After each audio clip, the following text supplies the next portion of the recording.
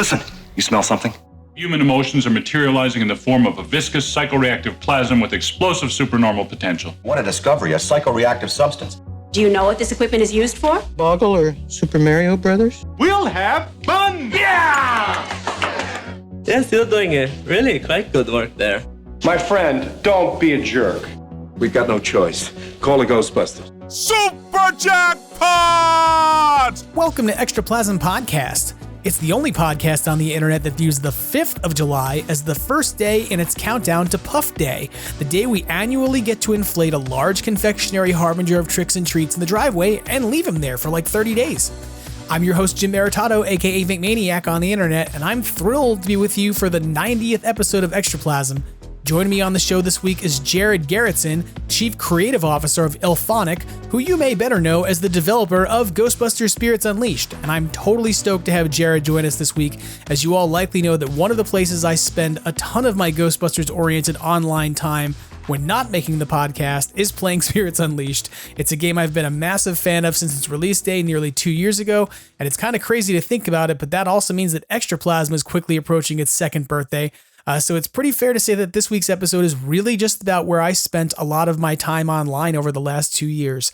It's not really about that at all, but really what it is about, this conversation with Jared is something special as he talks with us about how the game came about and changed throughout its development with Ghost Corps, his experiences pitching to Ivan Reitman and working with Dan Aykroyd and Ernie Hudson on voice acting, the connections between Ghostbusters Spirits Unleashed and Frozen Empire's Possessor Ghost, and even a tale of a family dinner with a Ghostbusters legend and some Crystal Head vodka. This was really a fun chat that has been several months in the making, as Jared was really busy wrapping up pre-release work on Illfonic's new game, Killer Clowns in Outer Space. So I'm really excited to have finally had the chance to chat with him and to share that conversation with you this week. But before we can get into that chat with Jared, we do need to get caught up on at least a few Ghostbusters headlines. Still making headlines all across the country, the Ghostbusters are at it again. Today, the entire eastern seaboard is alive with talk of incidents of paranormal activity. On topic today, ghosts and ghost busting. Extraplasm, read all about it. Ghostbusters headlines coming at ya. So not the deepest set of Ghostbusters headlines we've ever talked about on Extraplasm, especially given that it was a holiday week this past week in the United States. But, we have a few different official Ghostbusters media news items to talk about first. And the first of those is that Ghostbusters Frozen Empire has been slated to arrive on Netflix later on this month. You'll be able to find it in the United States on Netflix as of July 22nd. It will be rolling out elsewhere in other countries later on throughout the year, but it's not really clear where yet or when. So if you're in the United States and for some reason you have not yet watched Frozen Empire and you're waiting for it to arrive on the streaming service to which you're already subscribed, it's coming. Along the same lines, if you bought it on Blu-ray and you would like to have a streaming option and you have access to Netflix, it's coming. Whether or not you'll get access to any of the special features, I highly doubt, because I don't think that Netflix works that way, but it is worth considering that this is probably the only place that you're going to be able to watch the movie streaming unless you pay to rent it, given that there is a relationship between Sony Pictures and Netflix for their latest releases to be exclusively streamed on Netflix. So you should probably, take a look at Netflix if you're somebody who already has a subscription to it. I don't know that you need to go get a Netflix subscription to get access to Frozen Empire, because there's many other places to get it. But many of us already have subscriptions. So if you're looking for a place to easily access it without pulling out a disc, there you go. It'll be on Netflix on July 22nd. Beyond the news about streaming, a really cool VFX breakdown video has been released by DNEG, who actually worked on Ghostbusters Afterlife and then again on Frozen Empire. You can find this really easily over at Ghostbusters News, where Jason has provided coverage of it. And essentially, it is a video that breaks down the various visual effects within Ghostbusters Frozen Empire, with a lot of focus on things like the mini puffs, the Paranormal Research Center, and, probably, to be honest, some of the most detailed looks at Phosphor you'll get, given that that's a ghost that we kind of didn't see that much in the movie. So this is something you can go again and grab off of YouTube, but probably the easiest way to find it rather than digging around by title for Ghostbusters Frozen Empire VFX breakdown, if you want to, is to hop over to Ghostbusters News and check out Jason's coverage, because he's done a great job as usual of making this easily available. Another additional piece of Ghostbusters media news, I guess we'll call it media, is that the Universal Studios Mega Movie Parade Ghostbusters float has been seen in the wild. It first showed up, I believe, at technical rehearsals that were happening for the Mega Movie Parade, and has been seen a few different times now. As a result, it's been photographed and been put out there by an Orlando theme park blog, by Inside Universal. They have footage of it. There is definitely some photos from Eugene Schnee of the What the Flux podcast that were shared with Ghostbusters News. So you can find a lot of different photos of this and video footage of the float in operation.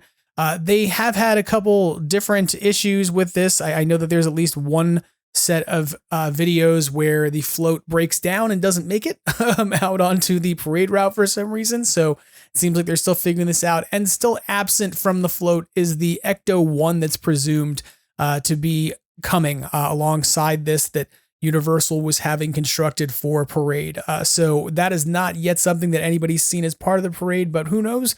As the parade becomes a regular feature that's happening on a daily basis, with its last show scheduled out for November 14th, we may see that happening fairly soon. This is a pretty cool parade float. I got to say, watching the video footage of this is really cool and fun. And it's something that I don't know that we're going to get in Hollywood, because I think this is one of those things that only Orlando gets. But if we get it in Hollywood, I'd love to see it. That being said, I am a little puzzled by the fact that the walk around characters include the original Ghostbusters, looking like the original Ghostbusters, so they don't look old, and then also include Phoebe and Trevor, which I want to know about the time-bending dimensions that are happening around Gozer's temple at the parade float that allows Egon to be there in his 84 age while his grandchildren are also present. I'm sure there's got to be a logical explanation. Maybe the door swings both ways. I don't really know. But this is something really cool to check out. If you haven't seen it already, head over to Ghostbusters News for a whole bunch of photos, or to take a look at the video footage that he has shared from Inside Universal as well. Let's talk about some Ghostbusters merchandise news for a couple moments. The big news of the week is probably the biggest figure in Ghostbusters history. There is a new Star Ace burning Ghostbusters Stay Puft Marshmallow Man figure that will be arriving in Q4 of this year. This is a figure that fits alongside the rest of the 12-inch tall Star Ace figures that they've released. The cool thing about this is that this is a burning Stay Puft figure that essentially glows if you buy the deluxe version. So if you buy the non-deluxe version, it doesn't glow and it's less interesting. But if you buy the deluxe version, he actually has glowing parts of his body where the damage appears to be from being shot from the neutrino wands. This is really cool. It's also really expensive. The non-deluxe version that does not light up is $174.99, and the deluxe version is $188.99. With a price difference that small, I have to wonder why you would even bother with anything but the deluxe rendition of this, because why would you even bother with anything else? I just don't understand it. But these are really cool. The Star Ace figures are really detailed, really nice. Everyone I know who's gotten them has been pretty happy with them. That being said, I can't tell you that I have any hands-on experience with these myself, as I've kind of stayed away from collecting another line of action figures. And especially given that I know the Mondo line is coming and we know there's a HasLab being teased, there's only so much money to go so far. So I kind of have passed on these because I haven't needed another Stay Puft figure. But that being said, this is pretty cool, and the light up feature is pretty unique. I can't think of another Stay Puft that does this and that shows battle damage in this way. So it's kind of awesome. You can take a look at it over at Ghostbusters News for sure, or you can head over to the Star Ace social media accounts to take a look at all the varied renderings they have of this. So pretty cool. I'm actually pretty excited about this. Maybe somebody would be nice and buy it for me for Christmas since it's coming in Q4. Hint, hint, anybody listening out there who buys me gifts. Okay. The other piece of Stay Puft merchandise that's coming out that was announced this week, or rather it's been previewed this week in hand, is that the new 40th anniversary, I'm going to call it that at least, Hallmark keepsake ornament has been spotted in the wild. The reality of Hallmark keepsake life, if you're a collector, or if you're not a collector, I guess you'd probably want to know this more information than somebody who is a collector, is that every July they preview a significant portion of the various ornaments that are going to be out for the year. They put them in the store, but they're not available for purchase until actual ornament preview day, which is usually July 13th or the Saturday around it, which is exactly when it is this year, Saturday, July 13th. Or they're available online after that point. But before then, they're not. They're just available in the store for you to look at, gawk at, push the buttons on, and be excited about. It turns out that Stay Puft ornament, where he is scaling 55 Central Park West, has been spotted in the wild. Ghostbusters News has video footage of it, which is awesome, that you should take a look at because it shows exactly what it does. This thing lights up and it plays essentially an edited version of the end of the movie. It eliminates the dead space in conversations and the action that it wouldn't be able to show, and it gives you the entire conversation that begins somewhere around, the summoning of the Stay Puft Marshmallow Man. And the ornament is titled Roast Them. It is not branded as a 40th anniversary piece, but let's be real, it's a 40th anniversary piece. It celebrates a 40-year-old movie, showing the climax of it, using all of the best lines in the movie, including Winston's discussion of what you can do with 11.5 a year. So if you want to get this, it's going to be available beginning this weekend on Hallmark.com, as well as probably at your local Hallmark store, although quantities will likely be limited at the Hallmark store, and then they'll end up restocking later on this season. So $28.99 is the asking price on this. It will require 3 replaceable batteries, the LR44 ones, but the good news about keepsake ornaments is they always come with those, so that's exciting. So if you want to check this out, go check out Hallmark.com. You can take a look at the product there, but you can't really see the video so much. You can see the in-hand video from Ghostbusters News, and this thing is awesome. I'm definitely getting one, and it's going on my tree because this thing rocks. It's probably the coolest ornament they've made since they made the Afterlife Ecto-1. So, which, to be fair, that would be the last ornament they made, anybody who's keeping track, but the mini puffed ornament was pretty cool too. So I have a Hallmark keepsake problem, everybody, in case you haven't noticed. Beyond the merchandise news we need to talk about, we have some fan news to talk about. The first piece of fan news I want to talk about is that the Ghostbusters Day event that I attended back in New York in June, that the Buffalo Ghostbusters helped to organize alongside the NYC Ghostbusters and a whole bunch of other franchises that I will forget to leave out and all sorts of things. That event raised $43,241.03 that has been raised for Tunnel to Towers Foundation, which is, I'm just going to say it, freaking outstanding and unbelievably awesome. I cannot fathom how much money this event raised. Jason Fitzsimmons took 2 pictures that I sent him of the event because he asked me for them for his article on Ghostbusters News, and they are the least populated photos I think I have seen of this event, and they somehow came from my phone because there were so many people there, and the photos that he used do not convey how many people were actually at the event, but every other photo that anybody's seen does, and it's crazy. There were so many people there, and between the merchandise that was bought, between all the different ways that they raised funds, from autograph grab bags to playing cards to t-shirts, all kinds of stuff, almost over $43,000 was raised to help 9/11 families, which is totally insane and outstanding and amazing. I can't wait to see what happens in 2025. I know that when Dan and Chris were on the podcast before the event, they suggested that 2025 would have to be smaller, given how big 2024 was getting, and that the 41st anniversary would somehow be less important than the 40th. But when you see how much goodwill was generated by this, you have to be absolutely freaking stunned and amazed, and I have to congratulate them. So to Dan and to Chris and to Buffalo, to everybody over there who worked so hard to put this together, and all the other franchises who contributed, the folks who came out from Oklahoma, to Ecto-1NJ. I'm going to leave people out, and I don't mean to, but like Ecto Ohio, for instance, everybody who came out to the event and contributed in some way deserves a huge attaboy and a thank you, because this is outstanding work, and it's what makes all of this fandom stuff more worthwhile than just liking a movie together. It's the good work we do.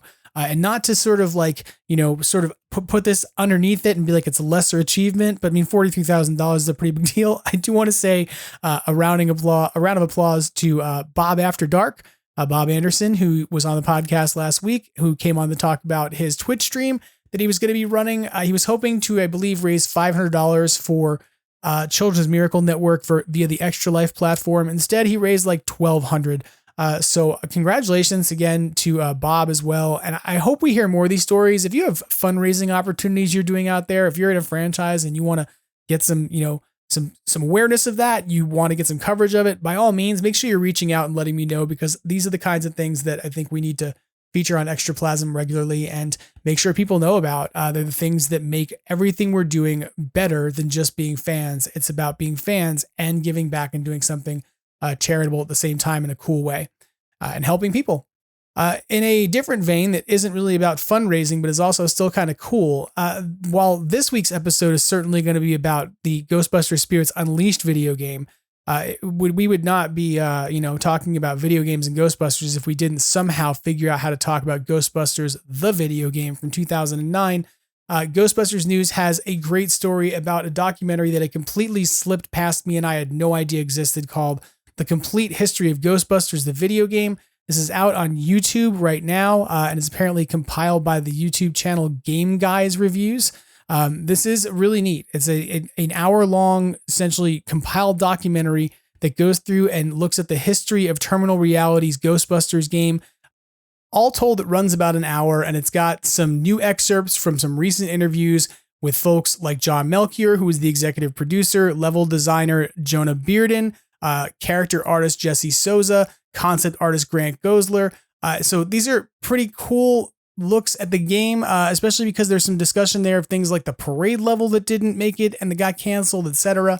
And I mean, to be honest, like, this is a game that a lot of us look at as being almost like a movie. Before we got Afterlife, before we got Frozen Empire, many of us were like, well, that's the sequel we're getting after Ghostbusters 2.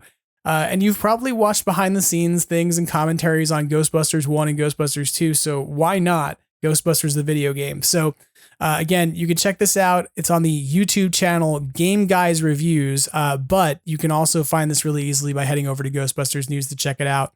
And I haven't really given you a sort of goofy thing to look at in the last couple of weeks, just because my headspace wasn't really there and I was kind of exhausted. But I have to say that if you haven't seen the story that Jason has over on Ghostbusters News, that comes from KATV, a Little Rock, Arkansas television station, about how a funeral director is turning a Blitzway 1/6 scale Ghostbusters Afterlife Ecto-1 into an urn for someone who's being cremated, then you need to go look at that story, because it's absolutely ridiculous. And it does cover where are you going to put the ashes inside this thing? Like, where do you actually, apparently under the hood. I don't know what you're using the rest of the Ecto-1 for, given that it has a series of opening doors and can't actually hold ashes. And I don't think you really want to put the ashes in the section of the car that has a spring-loaded gunner seat, because that might get messy. But if you'd like to see where your ashes could ride forever, if you were the person who wanted to buy a Blitzway 1/6 Ecto-1 Afterlife model that's been converted into a cremation urn, head over to Ghostbusters News and check out what Rosewood funeral director Richard Neal has to say about his Ecto-1 urn. It's a thing, everybody. It's a thing that exists. And if somebody actually licenses it, they could make more of these, right? I mean, this is the kind of thing Sony Consumer Products Division wants to get involved in. Are you a ghost? Where will you be contained? Go order now. That's not really a thing anybody should do. Anyway, that about wraps up our headlines for this week. So let's go now to my conversation with Jared Gerritzen of Illfonic and find out a bit about the making of Ghostbusters Spirits Unleashed. Joining me on Extraplasm Podcast, a veteran of the video game industry, an amazing creative designer, and somebody who I have wanted to talk to for a long time because I've spent over 1,500 hours inside of a digital universe that he was principally involved in helping to create. Jared Gerritzen, Chief Creative Officer of Illfonic, is joining us on the show today. Jared, how are you doing? I'm doing great. I still can't believe that number. That's a lot of ghost busting for sure. Some people are like, still crazy. Do you ever leave the house? Yes, I do. I swear. But I also stay up way too late and don't sleep and play with people in Australia and and different places. And I chase low ping times in the middle of the night. Yeah, man, that's wild. That's wild. Very cool. Super excited to be here. I'm excited to have you here. I'm so thrilled. And it's so good to talk to you finally after we've been trying to put things together for a few months. We were hoping to talk before the most recent DLC came out, but it just kind of didn't come together. But that doesn't mean we can't talk about it because, hey, the DLC is still very recent. And there's still plenty to come for the rest of the year. So I'm excited. But got that Slimer booty back in action. So excited. So excited. Got RGB Slimer. I mean, I was stoked. This was a good drop. I was excited to get an OG Slimer for the reason you just said, which is that we now have a Slimer that has a physically authentic booty that floats around in front of you while you play with him. Although I did wonder, maybe you can shed light on this, what was the decision to have each of these new Slimer skins play differently and use different kind of ectoplast models? Because they're different. We couldn't have just said like, here's a bunch of Slimers and have them all play the exact same, right? So we had to do make it a little bit more interesting and fun for you to like, oh, I'm a Slimer main, but which Slimer main are you? Oh, I'd go for the nuances of the RGB, because Ghostbusters Spirits Unleashed, it goes like League of Legends, Ghostbusters Spirits Unleashed, CSGO in like meta levels of high stakes esports, and just I'm still shocked that there's that people play this in a competition form. I love it, and it's just the funniest thing ever, and that's why we did the jerseys for those guys. But like, it still makes me laugh. It still makes me laugh. It's totally true. Like, there is a hardcore like gaming league, community. And there's actually several leagues for this game at this point that so funny. I've lost track of who's in which ones and who's cross playing in different ones and whether that's allowed or any of those things. And I admittedly, as much as I've played like 1,500 hours of this game, I'm a rogue faction. I am not in any league. I just exist out there and nobody necessarily knows who I am because I play under an avatar name. You're a chaos ghost. Like you're there to like when those people are just practicing to try to figure out their play. You just show up and you just ruin their world. And they're like, this doesn't work. No, it's video games. I love it. I have made some valuable friendships playing that game, admittedly. That's awesome. With people who I otherwise would never know in the world. But I have to say, coming back to the Slimer thing, that your decisions to kind of diversify which kind of Slimer you had to play as, meaning the Slimer that either had a ranged attack or the Slimer that leaves a giant puddle or the Slimer that just throws up on people, it forced me to have to play the other ectoplast gameplay styles because as a person who played the original Slimer and just would do that all the time, I now had to actually mess around with the other ones. And I don't know why I didn't before. Like I didn't feel compelled to play as Blinky, but or whatever, Winky. I always forget his name, but Blinky or Winky or Pinky. I think, man, so many different names we call him. But yeah, like I mean, it's just one of those things where when we started working on the game, and it was like, well, do we just do different skins? It's like, well, we have the team, we have the people. We wanted to make the best, multiplayer experiences of a Ghostbuster. Like, it's to say the best Ghostbusters, video game, you have to have all 4 OG Ghostbusters. So that title is taken, but really, our goal was the best multiplayer Ghostbusters we could make. So now anyone that makes a Ghostbusters game from this point on, they've got 2 games that they have to battle. And yeah, they should have fun with that. But I mean, it's just the ghost archetypes. It was like, we couldn't just make it a different skin. We had to add a little bit of difference to them just to make it, I feel more, give it more depth, give it more fun. Yeah. You know, one of the things I wanted to get into with you is kind of how the design roots happened for this game. Like, how did you end up with an asymmetrical 4v1 shooter, and whether that was always the goal for the game or what was kind of brought to Sony and how it changed. Can you tell us a bit about like what was the process, you know, of getting the license and sort of getting those meetings, maybe what your relationship with Ghostbusters was going into this? Yeah, it's kind of a weird story. Ghostbusters and Predator were thought of on the same night. It's super, super strange. So I've known Chuck from Illfonic. I knew the Illfonic guys for many, many, many years. I was doing a stint in competitive gaming and all this stuff after my previous studio, Zombie. And so Chuck hit me up one day. He's like, dude, I need a creative director. I need someone to come in. And so took the job. My first day was the first night of E3.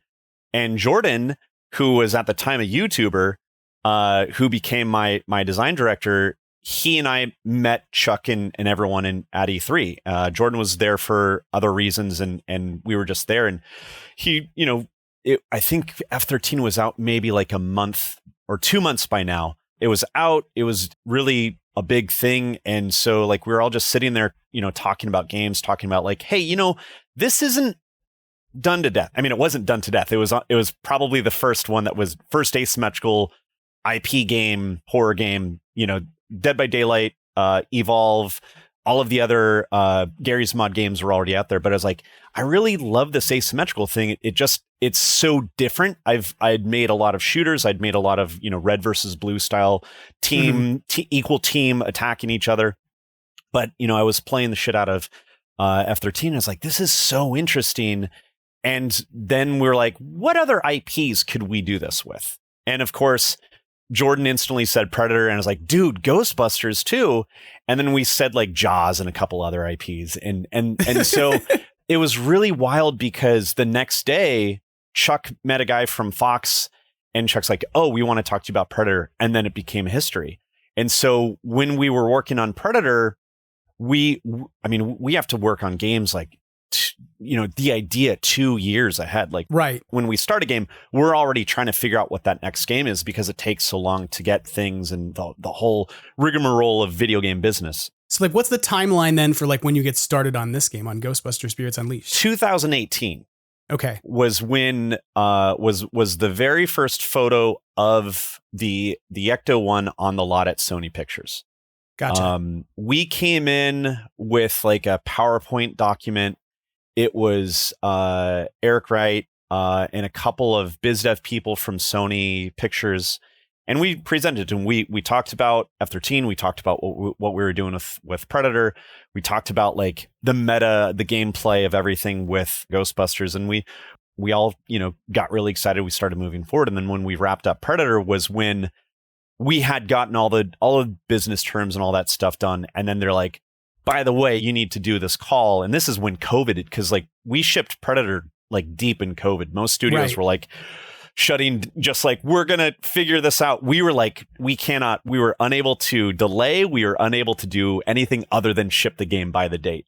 So we're, you know, kicking ass with Predator. And then we're like, okay, we need to get ready for Ghostbusters. And so they're like, great, everything's good, but you need to bring this to Ivan. And so we got to present it to Ivan Reitman. The first meeting went catastrophically wrong. It was honestly, now I can say like Ivan Reitman like came at us. He came at us with everything that was wrong with it. That was pretty much like he didn't understand multiplayer at the time. So then we came back a few weeks later and we actually storyboarded the entire play experience of people jumping back and forth, and he really loved it once he understood like the multiplayer side of like 4 people playing as Ghostbusters versus one person playing as a ghost. And he's like, why haven't we done this? And that was the coolest thing where, you know, Ivan's saying like, why haven't we done this? This is so, you know, awesome. And he was really great. And he was, it's just a massive loss about him. But like, we got to pitch it to him. That's where it was like, okay, we're doing it. We started working on it. And so it was not an easy road by any mean of just like, oh, we just throw the thing and pay the, you know, the IP deal. And then everything, you know, absolutely needs to get up through like all of the approvals. So, working with Eric all of these years has always been great. But it's one of those things where it's like when we started working, it was deep COVID because I was in Scotland when we got like the Rust Yard script, and when we got to read it, I was like, oh my god, this is going to be so rad. And we were just so excited that we were like trying to figure out how to make everything align well. And yeah, it's been a wild trip for sure. And it's kind of interesting to consider, like, because your game in some ways like follows in the footsteps of Afterlife, right? So it's like you're getting the Rust City script at the time you're getting it, because whatever you develop to some extent has to follow after that movie. Yeah. Like that's the movie is going to establish that the firehouse is back up and running in some capacity. The very last moments and frames of movie we get are Winston standing there. And it wasn't until we get to the next movie that we get to see like a functioning firehouse. Your project, like, and your product was essentially the interstitial tissue, that kind of like in many ways paved the way forward for like, what is Ghostbusting going to be in New York City? And like, granted, the new movie didn't have an Eddie and the new movie didn't have a cat, right? Like these characters that are kind of working in your firehouse. Well, if you look at some of the people and you squint, you got a lot of the same archetypes for sure. Yeah, like there's some of the same people, but not exactly referenced, right? Not exactly. And whatever. It's 2018 was when my child brain was doing Ghostbusters. Oh my God, this is going to be so insane. And I'm doing everything like, how do I trick Bill Murray to show up to a VO session, which of course we weren't able to do. One of the goals was like, just have him record on a golf course. But it was just one of those things where we couldn't lock it in. We couldn't align it. But getting Dan and Ernie were right there. And so before I started really working on the bigger story, we needed to lock in Dan and Ernie. We needed to know what we were going to do with it. And we actually started working on the game, I want to say almost a year before we read the script. I would have to check the dates, but it was a long time. We had a completely different story, kind of basing it off of the comic book. The comic books had all of the different dimensions. Sure. Our line was going to be the video game dimension. Was kind of what we were going to go for. And it was really cool. It was fun. But then when Jason came in and said, okay, I want all of this aligned with all of these things. And then we got the script, and then I was like, okay, this is where we can connect these things. But, we couldn't afford to bring the entire cast of Afterlife, and we had already signed everything and budgets and all of that stuff. So we were able to kind of like tangentially say, they were coming, they were there. We alluded to Podcast having his internship with Ray, all of that fun stuff. But yeah, it was one of those things where we're like, oh God, there's another film, and one of the actors is freaking Ant-Man. He's not going to be cheap. Like, we're not going to be able to afford this stuff. So we went with what we were able to do with everything that we really wanted to do. And I'm super proud of how it came out, and just being able to work with, some of these absolute heroes. I mean, I saw Ghostbusters in the theater, I think it was 8 or 9 with my family, the opening weekend. I know it was the opening weekend purely because they had a teaser trailer for Aliens. And I remember the Aliens eye opening up, and then the crowd, like the energy of the crowd got so big, and then it just did Aliens, and it did an S, and the entire crowd freaked the fuck out. And it was just like, whoa, what is Aliens? I have no idea what this is, but that, zapped me in the head. And then, I being an 80s kid, I knew who like the cast were. And I think I'd seen, maybe I don't know. I know for a fact I know who Bill and Dan were.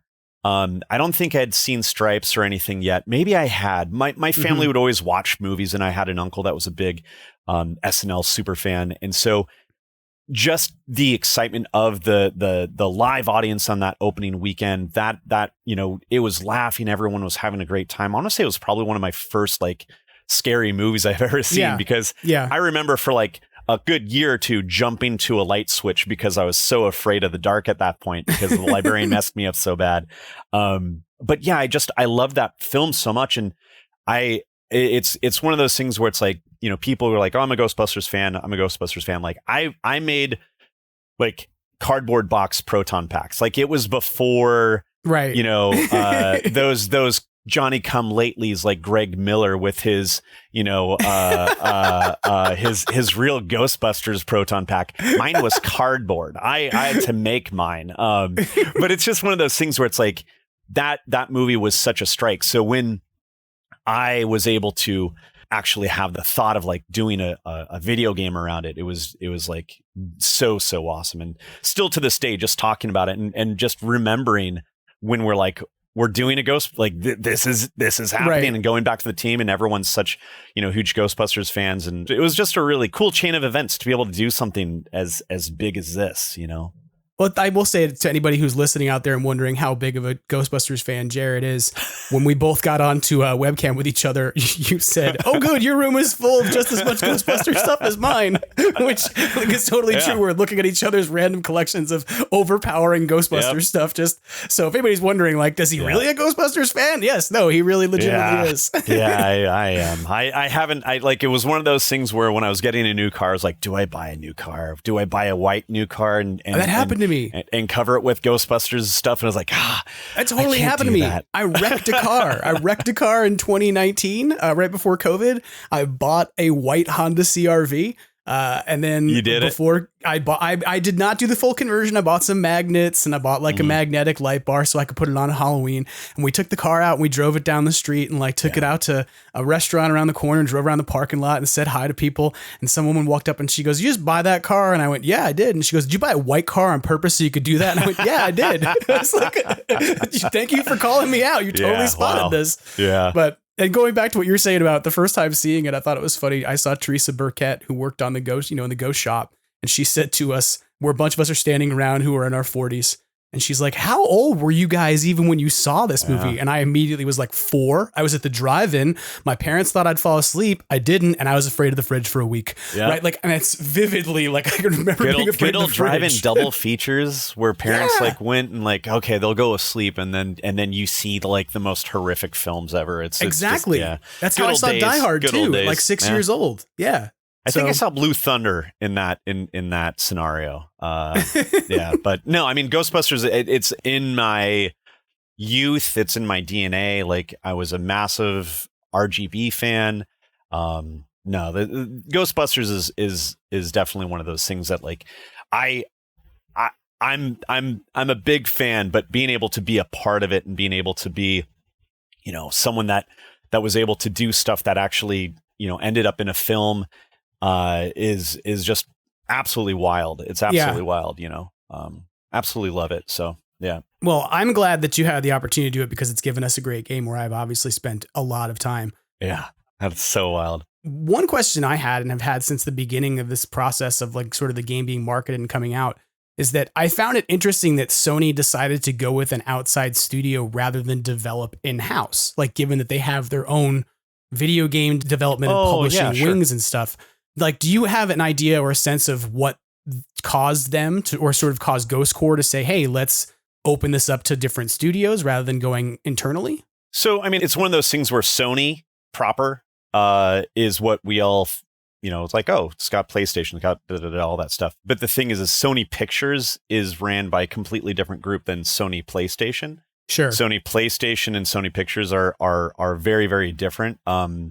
I mean, the VR game, I believe Sony Pictures had a major part of. They were able to do that. But the big thing is like games are really expensive, and most companies want other people to put the money up to do the game. And I mean, there's been rumors of a lot of different projects and everything like that. But when we came to them, it was 2018. Asymmetrical games weren't a big thing. Single player games are just so much more expensive to get, that big over the top God of War, expectation. And I think that's the thing. Like when you think of a Sony PlayStation first party game, you're thinking of God of War, you're thinking of Spider-Man. You're thinking of these massive, massive, massive games.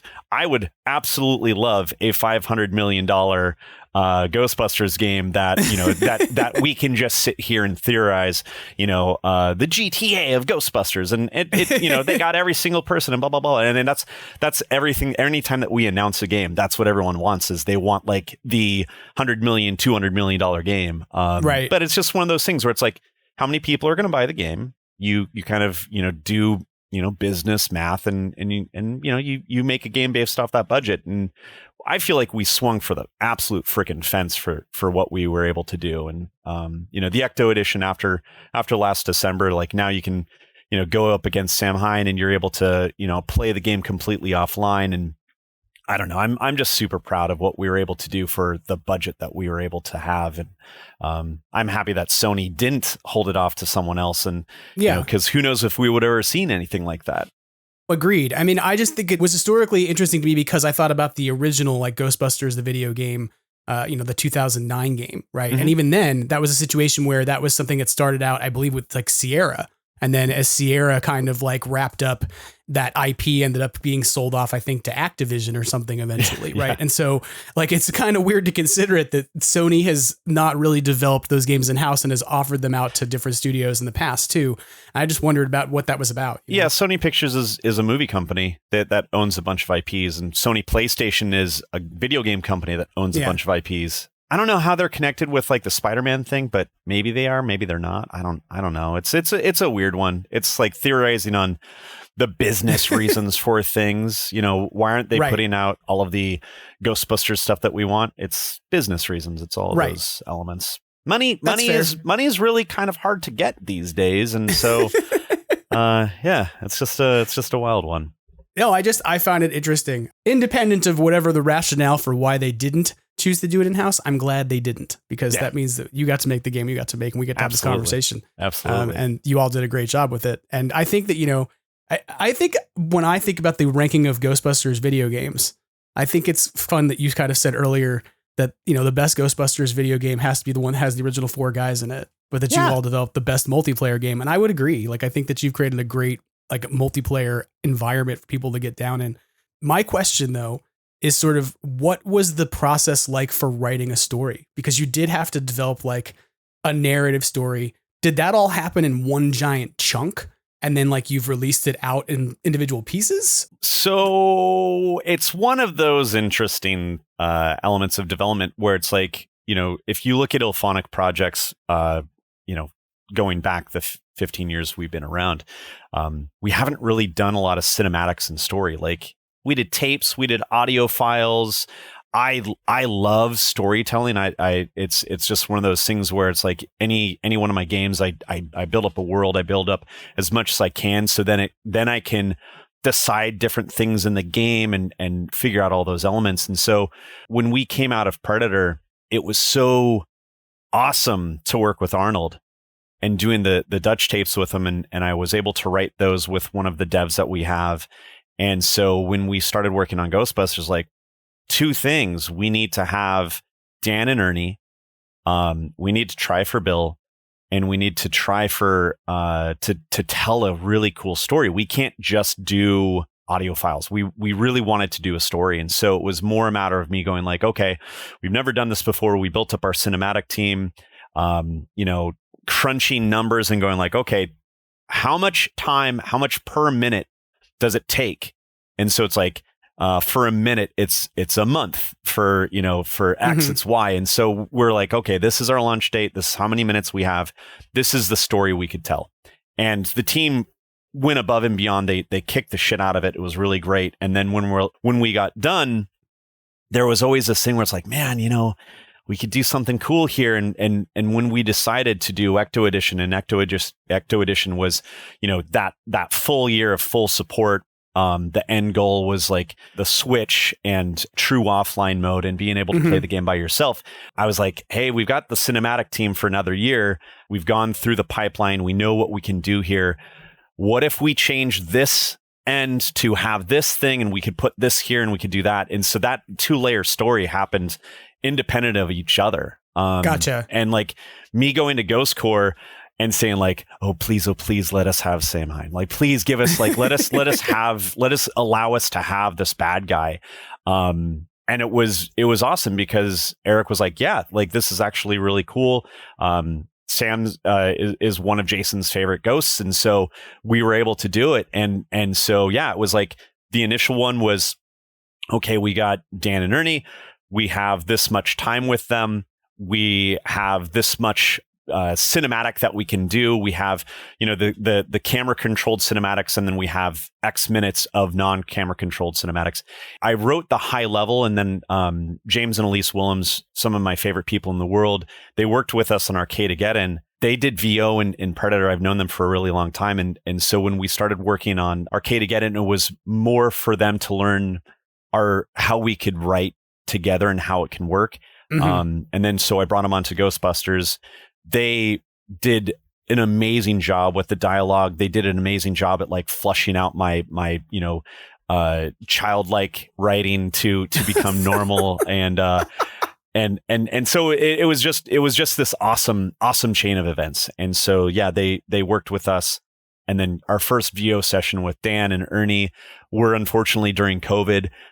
So, it was just one of those things where we're just sitting there on Zoom, like, oh my God, it's Dan and Ernie, and Dan getting on and really complimenting them on their dialogue. And that was just so cool. It really helped us to kind of get really jived with everything. And then when we had like our rough cuts, which like our rough cuts were literally like a T-posed model, like sliding around the environment, playing the timing of the dialogue of Dan and Ernie. And it was just like, oh my God, this is the best thing ever. And it was so cool. It was so cool to think that like Dan Aykroyd and Ernie Hudson, who are, I feel like they're uber famous to me, doing the stuff that we wrote to do for Ghostbusters. It was just like, oh my God, this is so crazy. It was just, it was the raddest time ever. It's kind of crazy. It's like writing a fanfic and then having them actually show up to do it on Zoom. Yeah, it was. It really stuck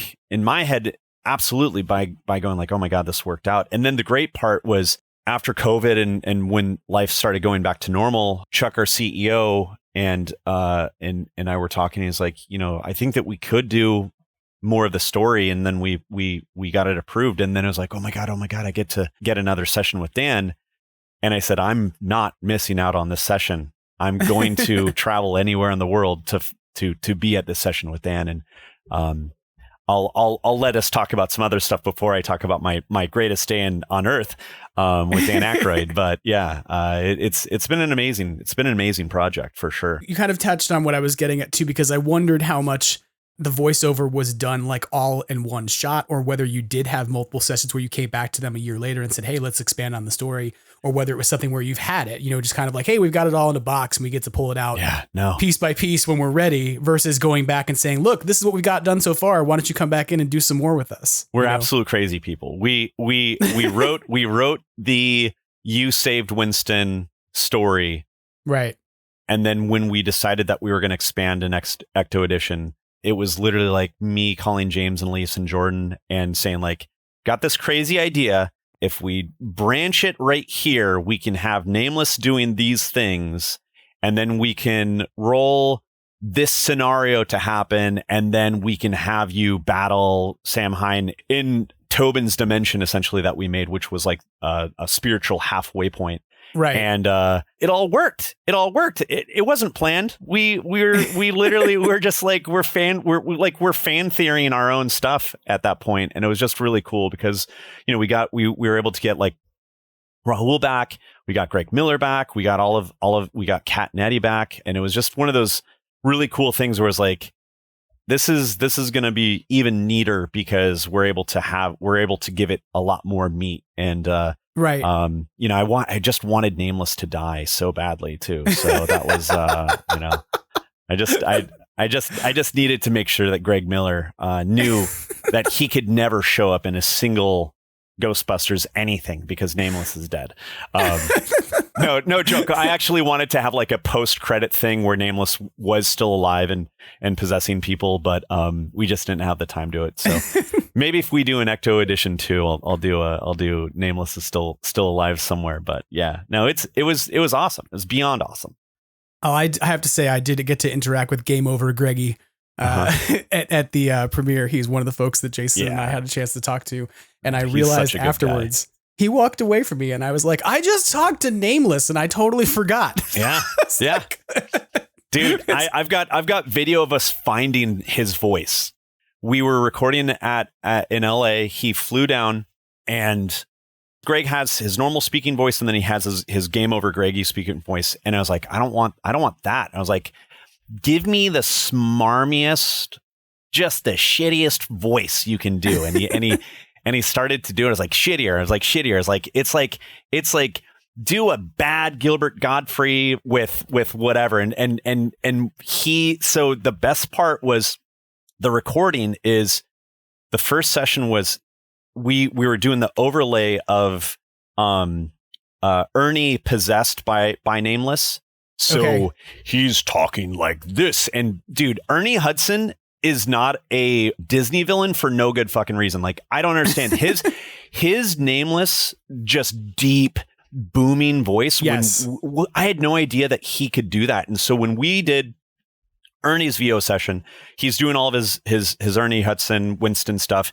And they're like, okay, cool. We're going to start on this Nameless. You're possessed. You've got some evil spirit in you. And he just comes in with this just booming, amazing, just such a rad voice. And I'm like, why isn't this guy in a bad guy in every single Disney or Star Wars film? Like, he's just got such a rad voice.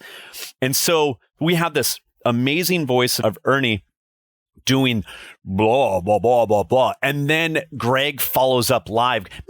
And it was just like, we laughed our asses off. It was so funny because the juxtaposition was just so freaking rad. But yeah, then we just had Greg do the worst voice I could possibly get out of him. And it was just the funniest thing because Greg and I have known each other for a really, really long time. And I've always messed with him. And I know like he's such a huge Ghostbusters fan. And in fact, like when we got it signed, it was the 25th anniversary event at the Sony lot. And Greg was there and I stalked him at the lot, just messing with him because he didn't know I was there. And then when I found him, he was like, why are you here? It's like, because I've got a thing going on. And he's like, oh my God.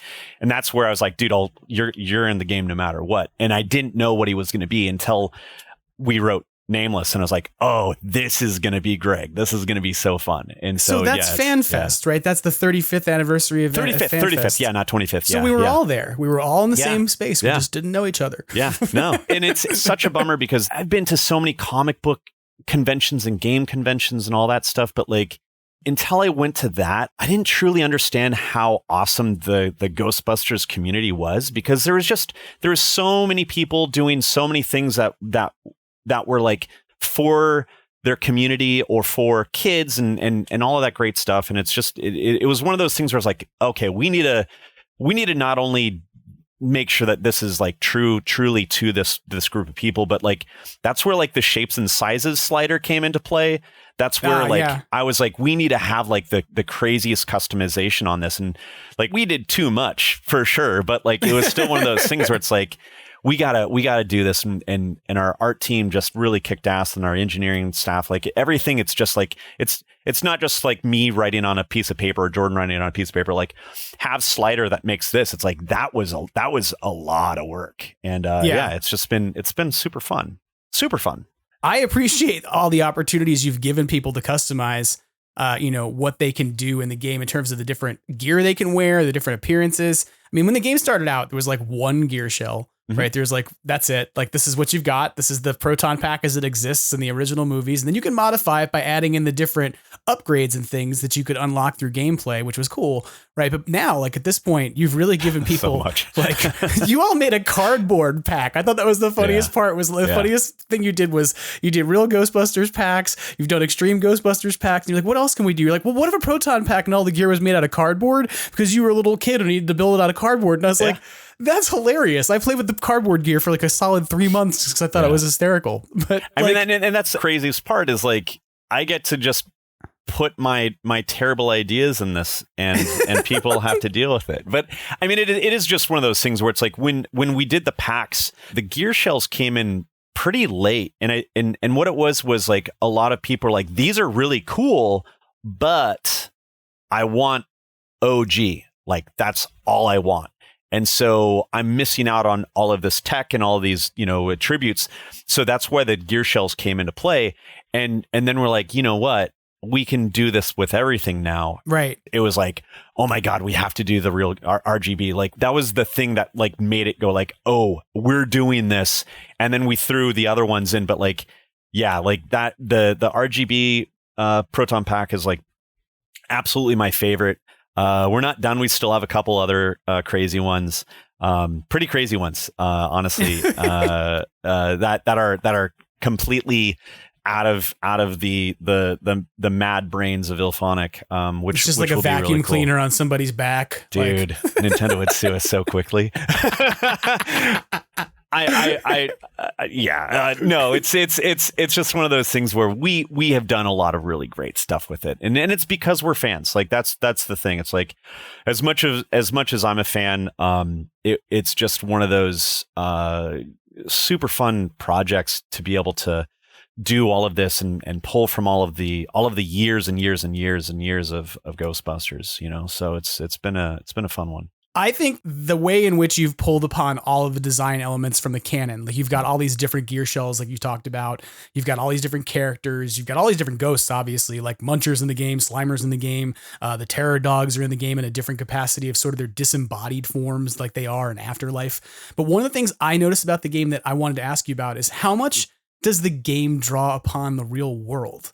Like, I think that Ghostbusters is fascinating because to me, it's always grounded in some sense of reality. Like there's science to it. And even like the New York part of it is like, oh, that's the library. It's a real authentic thing that exists in the real world. Yeah. And for me, playing your game, the thing that immediately grounded me was the cruise ship level because it's the Queen Mary, right? Like a lot of it is inspired by it. Is not the Queen Mary. No, they cannot sue us for having a haunted boat. That was the crazy part when we started working on the game. We were just like, what are haunted places? Where's it going to be? There was the tangential, and this is like, I don't think I've ever talked about this, but like we didn't know whether or not we were going to get Ernie and Dan. We didn't know what we were going to get. So we had this like plan B of like, we don't have any of this stuff. Let's make it so like this is a group of Ghostbusters that bought into the franchise. Okay. And they're the B team. They're driving all over the coast, all over the states, going to these different places. So we then went like, okay, what are cool places to go in Ghostbusters? And so that like, the prison, of course, it reminds me of an island prison, America's full of those, apparently, but there might just be one, there is the idea of like haunted cruise ships and museums. And so then what the team did is we blocked them out. With that theory, like our level designers are primarily made by one person.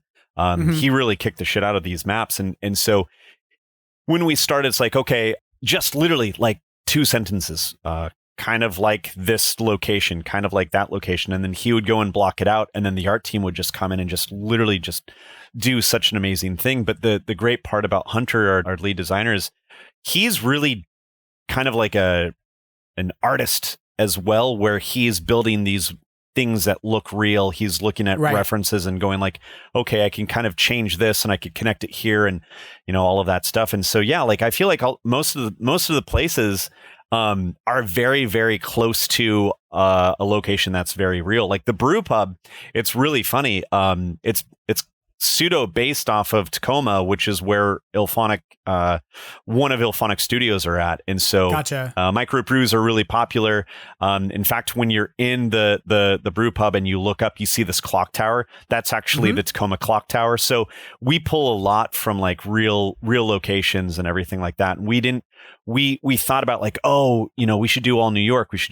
But instead of that, we just kind of made it so it's like, it was gameplay first, location was second, and then bringing it into that Ghostbusters world was definitely just going to happen because the ghosts were there. And anytime that you watch Ghostbusters, I mean, we based the meta of the game off the Sedgwick experience. Right. When that was exactly what we went off of, and that's what we really hammered on with Ivan, is like, this is you in the Sedgwick experience, but then the playing over and over and over and over again. That's the montage that every Ghostbusters had at that point, where they're just getting all of these things ready for something to happen. Right. And then luckily enough, it became, Sam Hine. But it's cool that you see that. I always get excited when people see the hard work that the team puts into it. I absolutely see it. And if nothing else, like, I have to say this, that when you all put out the DLC of the entertainment center, like the dance club and the pizza parlor and all that stuff, I stopped in the middle of gameplay and just looked at the pizza ovens for a solid 3 minutes. I am a pizza fanatic, and everybody who listens to the podcast, I think, knows this. Like, I during the pandemic, my thing I did as my project was I said, I'm a New Yorker who lives in California who can't get good pizza. I don't understand why. And if I were 16, I could work in a pizzeria in New York and make good pizza. So it can't be that hard. Like, it's got to be something a person can figure out. Like, it's the oven, it's the cold fermentation of the dough. And so I figured out cold fermenting. I bought a pizza steel, and I figured out how to do, authentic pizza in my house. And everybody who eats it says I make better pizza than anything else around us. That's not to be like, this is why I'm here, everybody, just to praise my pizza. That's why I had Jared on. But for real, I'm excited. I'm excited for this pizza. Now next time I'm in LA, I have to make you a pizza. I'm going up getting pizza. Yeah, for sure. But if you ever come to Seattle, I will tell you what the venue is, and you will go to that venue and go, oh my God. The guys literally chose a venue in Seattle off of that. And gotcha. it is extremely close, and it's really cool. Like it, and we I mean, that's the thing. It's like, to get a map to feel real or to feel grounded, you do have to use a lot of real locations, I feel. Mm-hmm. Or someone needs to have maybe a background in architecture or something like that. But the team chose these locations and then did so much research on it that it's like, yeah, you could actually go and see a lot of similarities. It's really cool. What I love about the fact that you didn't stick to New York, though, is and you kind of touched on this a little bit, is this idea that you have Ghostbusters going up and down the coast. Even though the game is set in New York, right? In the end, you had a backup plan of if we don't get the firehouse and we don't get that level of the IP, we still have all these different levels where you can go and that are realistic. But the fact that it happens in all these different contexts makes it feel far more like a real Ghostbusters episode, if that makes sense. Each of the levels. And it's something that John Yerkeba, who's a comic book artist, has come on the show in the past and said the same thing of feeling that Spirits Unleashed is in a way almost like a playable real Ghostbusters episode. Not with the same cast, obviously, because you'd have different people playing the roles. But that idea that you're going from one location to the next, and they can be wildly different, but still kind of connected in the same premise of what you're doing. Mm-hmm. It really works well. And you don't have to feel like you're in New York locations. I've heard people complain and go well, why didn't they put the library in there? And it's well, first of all, that map would be enormous, right? But second of all, this expands you out of the places that you already know from Ghostbusters and kind of takes you into a whole bunch of different, venues. And a not very known thing is every single building in New York actually has an agent. Right. So, that's why the indie studio that's not owned by Sony or Microsoft or named Big Corpo, did not pay, money to do someone's thing. Right. We had to do what we had to do. If once again, when that $200 million Ghostbusters game that's trying to snatch both crowns gets made, they better do it in fucking New York. But that's the other cool part about New York is I've been going to New York for 100 years now, and those places could exist. Those retrofitted buildings could exist.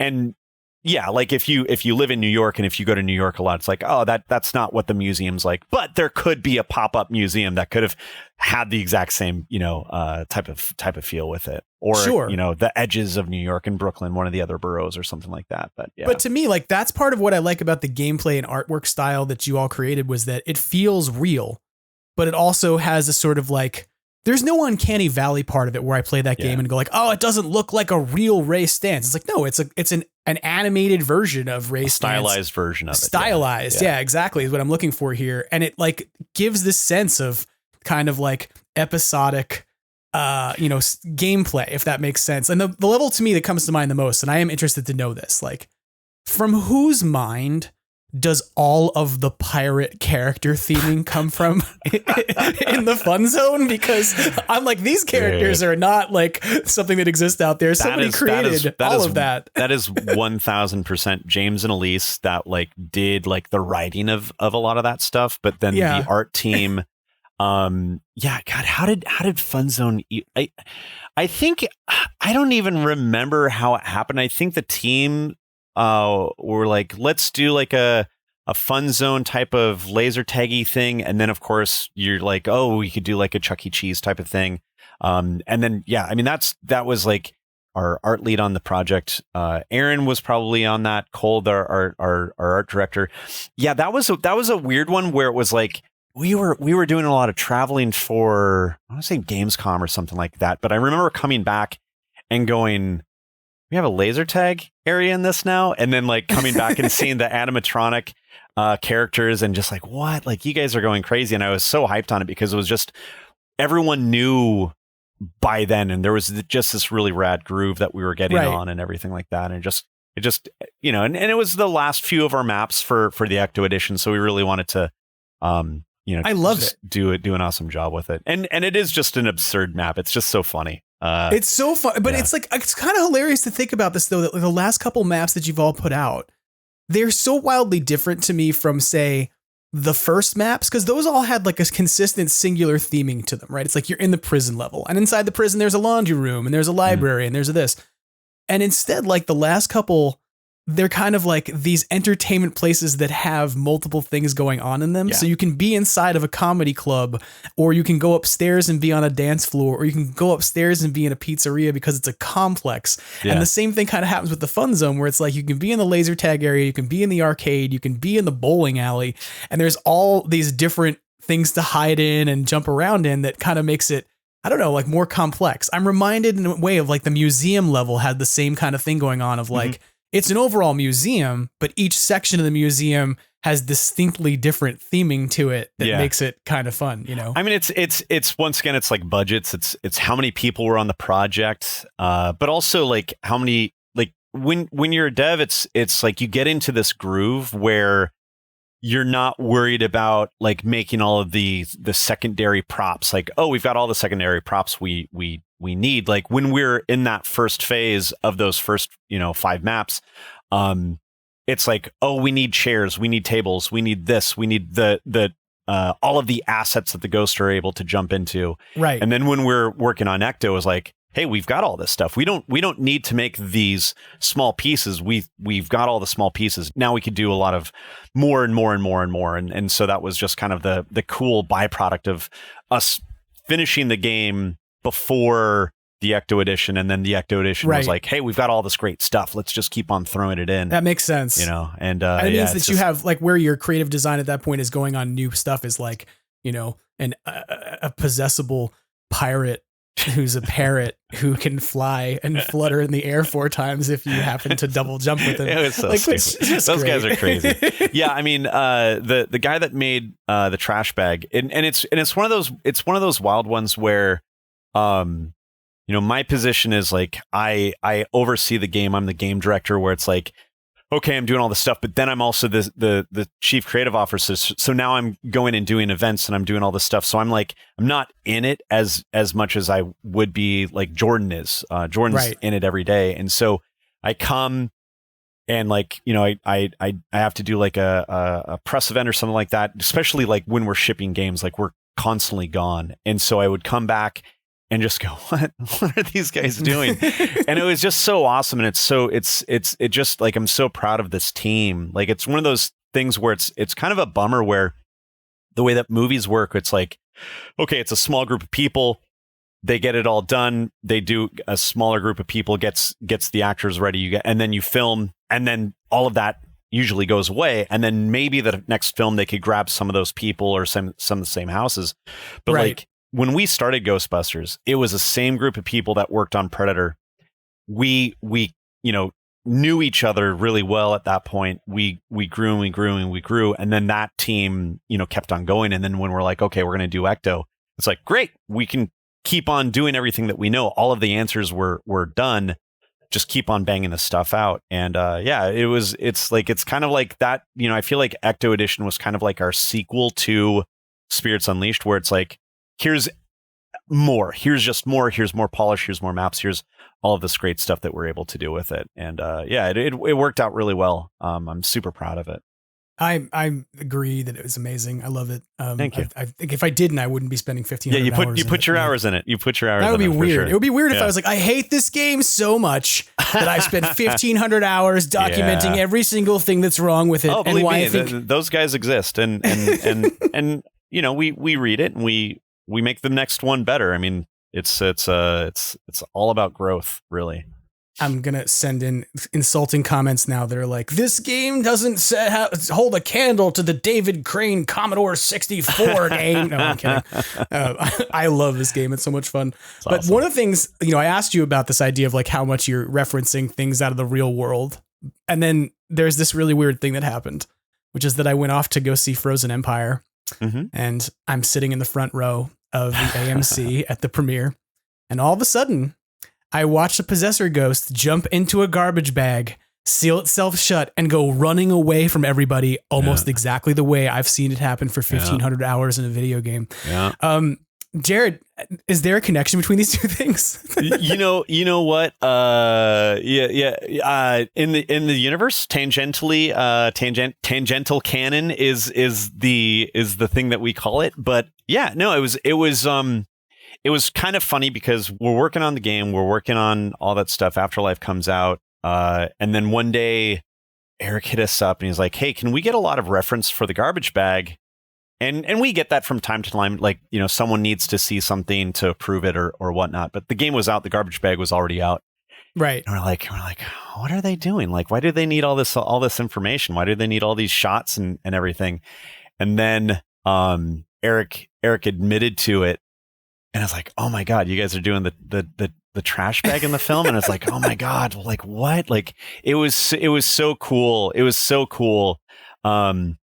We got to read the script like super early on, and then that scene gets described, and we're like, oh my gosh, that's so awesome. So proud of it. The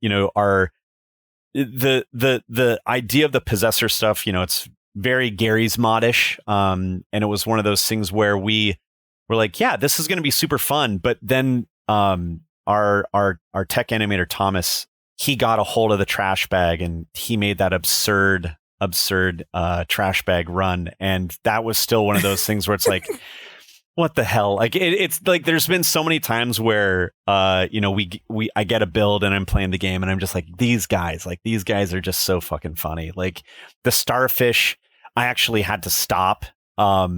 And then I became addicted to running with the starfish in the trash bag. Like it's so fun. Anytime that I was Ghost, they're like, just watch for the starfish or trash bag. Jared's going to be in it. And they're just so hilarious. And so, yeah, when the film, when all of that stuff happened, we were lucky enough to get invited to the set. Eric met us and we got to see the final battle where the entire cast was there. Right. And so that was really cool. I've never been on a movie set. I didn't know that 3 minutes took 16 hours to. I mean, it was crazy. How it's like render time, dude. It's wild. Like just it's so crazy to see just all of these people that are superstars, freaking Marvel heroes and legends of comedy, all in this small area, pretending to be cold for an hour and a half. And it was just like, wow, this is so crazy. But it was really cool because like we did the Ghostbusters launch party in New York, and McKenna and Logan came, and Gil and Jason came. And so we got to know McKenna and Logan's moms, and they recognized us, and we said hi, and it was just cool because like people were like, oh yeah, those guys, that's cool, and it was neat to see them. I got a solid "What's up" head nod from Paul Rudd. That was amazing. Yeah, it was really cool. And one of the best but saddest parts was I saw my personal good buddy, Dan Aykroyd, and he asked if we were going to be around afterwards. And I was like, absolutely, Dan, I'm going to be here. And we unfortunately weren't there when they were done filming, so I didn't get to hang out with them again. But, being on the set, being able to see all of the stuff, they brought us to the warehouse where they're building everything. And it was like one of the days that, like that group, that UK group, I don't know if there's like a company or multiple companies that were building it all, like just going through their workshop and seeing them building everything physical. They showed us video of them doing the slime blower and just showing all of the stuff that we saw in Adam Savage's videos. But just like being there, not knowing about it, not seeing it. Right. And they gave us like slime from the set. That's, I'm going to leave that in my will, to someone, but it's just like, they cared so much. Like they made the physical people shattering, and they showed us all the pieces, and they talked about like how much work went into it. And it was just so cool because it was so much like us as the devs just being like, we do this. We're like, this is what we're learning, and blah, blah, blah, blah, blah. And then Eric brought us over to this one area, and this guy was, I don't know if he was working on it or if he heard that we were coming, but he actually had the physical trash bag. And so I got my photo taken with the trash bag. And it was just so cool because it's like, I know this guy, like he's from work, and here he is, a movie star now. And, they made a physical version of him, and it was just so freaking cool. It was so cool. And they gave such a shit about it. Like all of those sets could have been easily green screen, but like we went through the lab, and just the amount of crap they had in there was just so cool. So cool. I appreciated the fact that, there were prototype versions of that bag that I later on, after the movie came out, Bill Bryan, who played Stay Puft in the first movie and was brought back to help consult and do work on this one. Yeah. His Instagram page had him standing there with a puppeted trash bag. And he's like, this is a discarded prototype version of the trash bag. And I was like, this is real. Like this is a straight up, like it's in the game. And they essentially went, how can we create the same thing? And I love it. And I'm going to tell you, I'll tell you my favorite meta for being the trash bag in that game. You got to link your TeamSpeak up with your virtual mic out on your PC. Mm-hmm. And then you got to hide in the trash bag. But then once people find you, you need to play Oscar the Grouch's I Love Trash over TeamSpeak.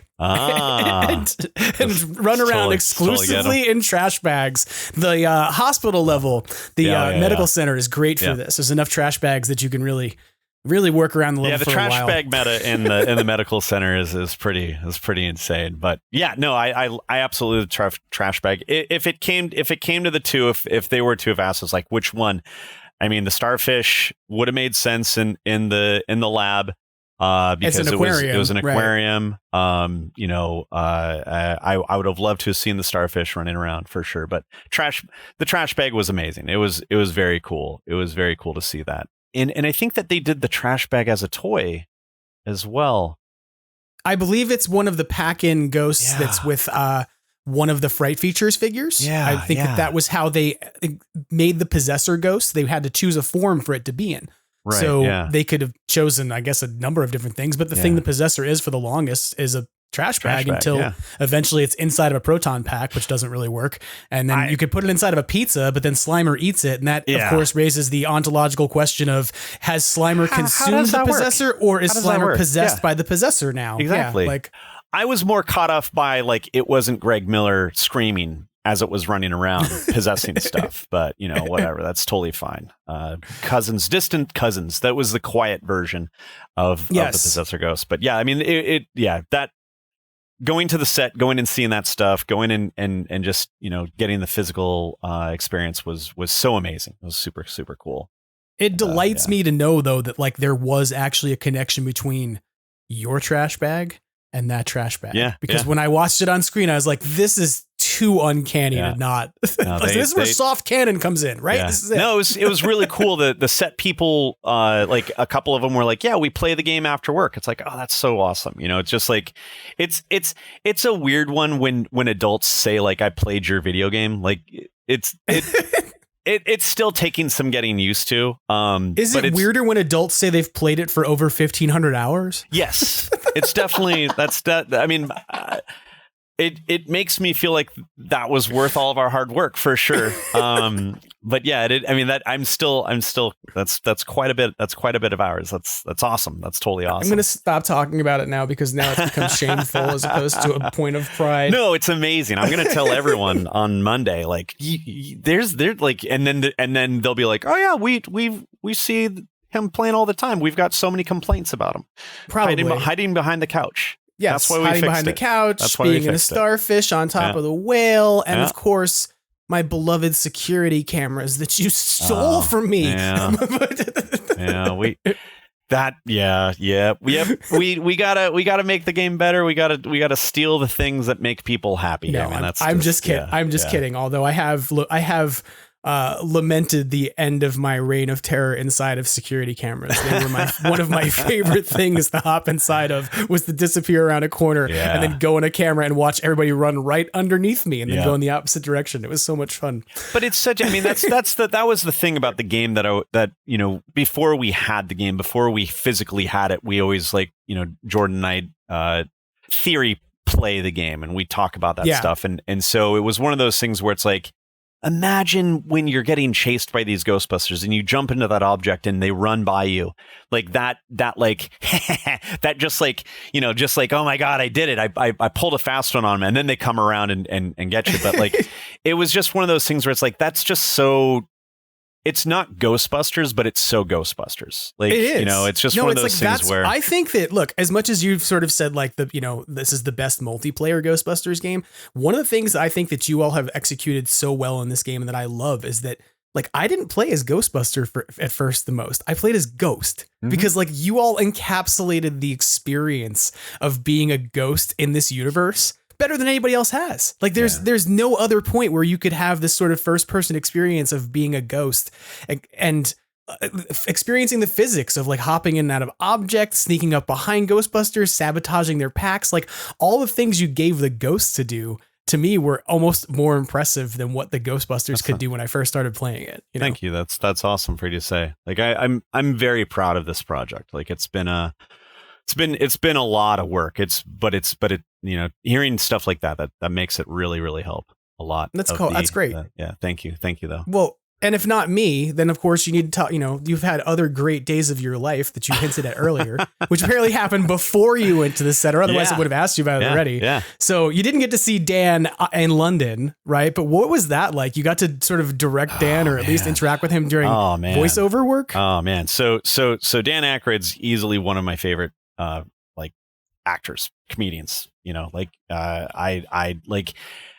I'm lucky enough to say that I've been able to interact with some of my favorite people: Arnold Schwarzenegger, Dan Aykroyd, Ernie Hudson. Like there's more on my list that I'm not going to say because eventually those games might come out. But it was one of those things where during COVID was when we first recorded the game. We did our 2 VO sessions with them, and then when we decided that we're going to do Ecto Edition, I was like, hell or high water, I need to go to meet him. And I was like, I'll get stuff signed. We'll do giveaways. We'll like, it'll be worth it. We'll have all this stuff. But I went to an undisclosed location, and it was one of those things where I only had 48 hours there. It was literally like I flew there red eye. I got there. The next day was when we were meeting up, and then I was flying out early that next morning. And so I was just like, okay. I get here, I get there, I wake up the next morning, just the most sense of dread. And I'm like, God damn it, they always say never meet your heroes. And I was just I was so full of fear. And I'm just like, this is going to be bad. And so I'm like, I need to get there early. So I started off leaving 2 hours before the session. This place has like bad GPS, X, Y, and Z. It took me 2 hours to find the general location. And oh, wow.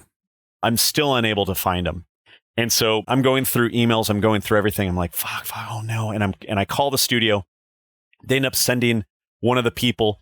I get there and I'm like, so is Dan here? They're like, oh yeah, he's been here for almost 45 minutes. And I'm like, oh no, this is going to be so bad. He's going to be so frustrated or mad at me. Like if you're Dan Aykroyd and you come there on time and then the person who is supposed to be doing the direction or whatever shows up that late, you're like, dude, what type of knucklehead are you? I come in, I'm so sorry. And he was just like, oh, it doesn't, don't worry about it. Doesn't matter. I got here early anyways. I know these guys, I do stuff with them for some of my blue stuff. And I was like, oh, okay, cool. Okay, great. And we go and we set up and, it was in this small booth. The engineer was in the booth as well, which is very uncommon. Usually you have like a lonely room. Everyone's on the other side of the glass. And so I'm like, oh God, is this audio going to be okay? This is going to be like, we can't throw away this audio. This has to be good. So I'm on the phone with our audio team, who's also in London. So they're staying up and I'm just like, is everything like, let's test it out. We test it out. Everything's going. And I'm just like stressing out still. And I'm like, okay, we're going to start. And I'm like, great. And I'm like, Dan, we can come in there. And he's like, aren't you going to be in here? And I'm just like, in the booth with you.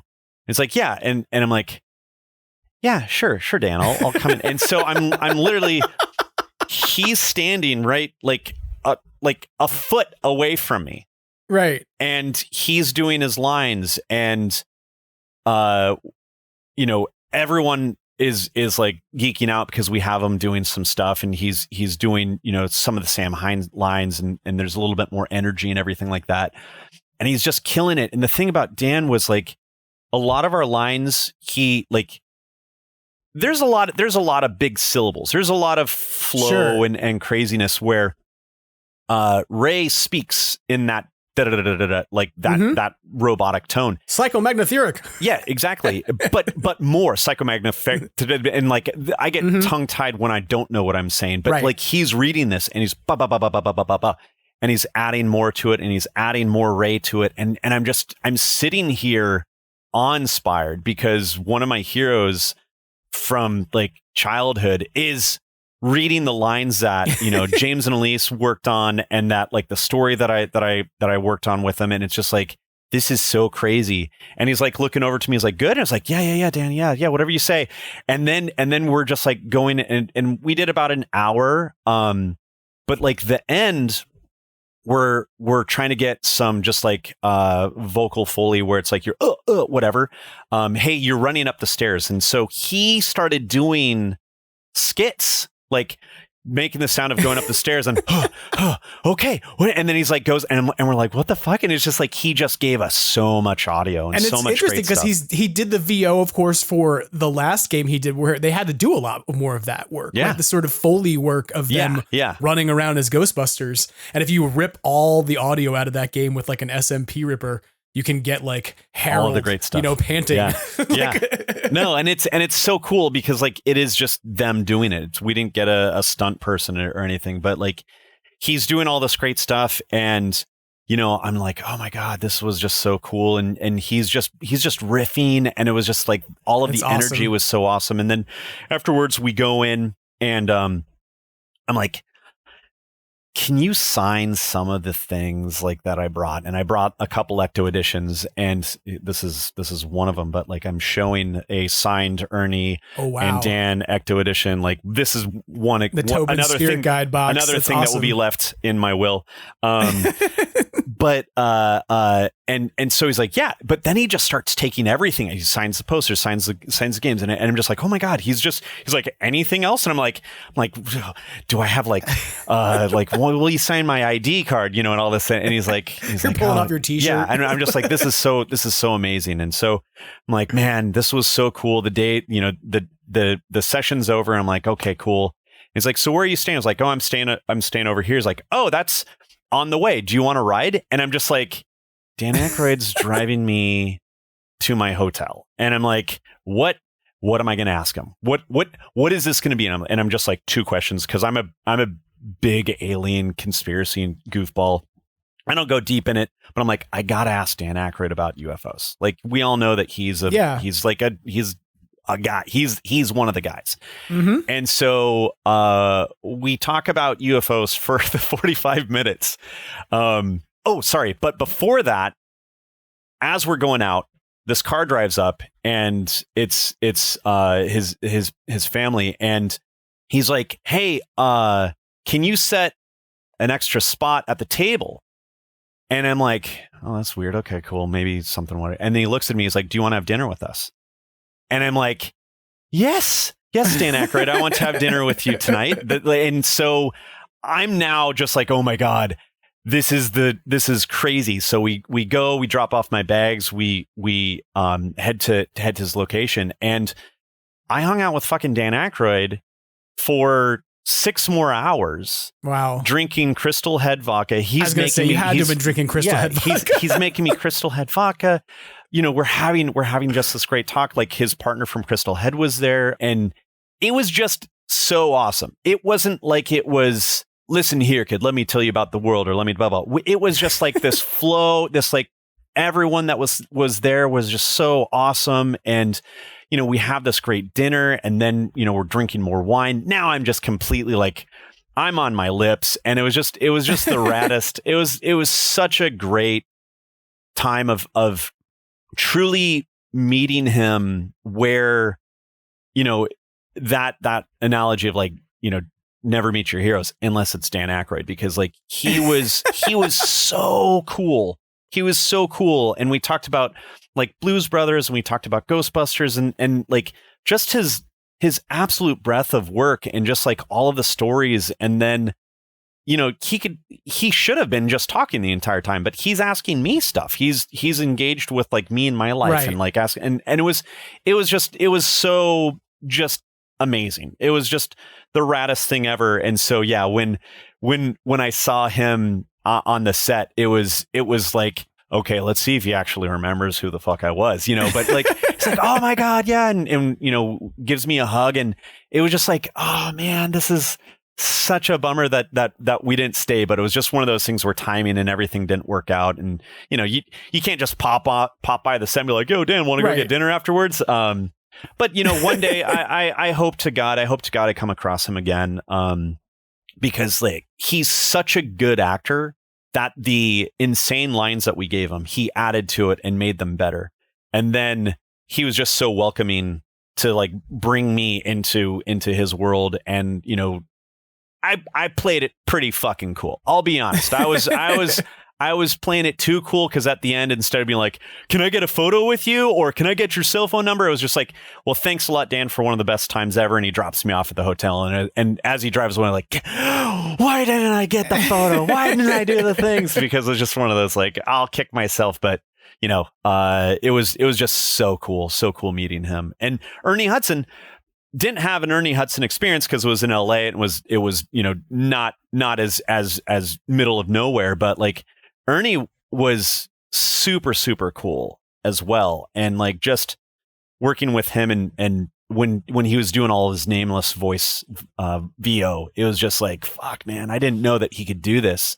And of course he could, because he's awesome. But yeah, it's just like, it's yeah, super, super great. Like, I feel like by the end of this podcast, anyone that's listening is like, oh yeah, Jared's a fan. So being that big of a fan, and being able to meet these guys and push what we were able to push, like, it was really, really, really, really cool. That's amazing. Well, we've talked a bit about your experiences being on the set. We've talked a bit about your experiences directing Dan, your hopes you're going to see him and Ernie again. Are there any chances we might have that happen before the end of the year? I mean, we know you've got a couple more DLCs coming out, and maybe we'll see some more of those people. Any chance? We've got a lot left for this year. Yeah. The games that time capsule pre-Frozen Empire, and I do love that people keep on bringing up that it's like a real Ghostbusters episode. Mhm.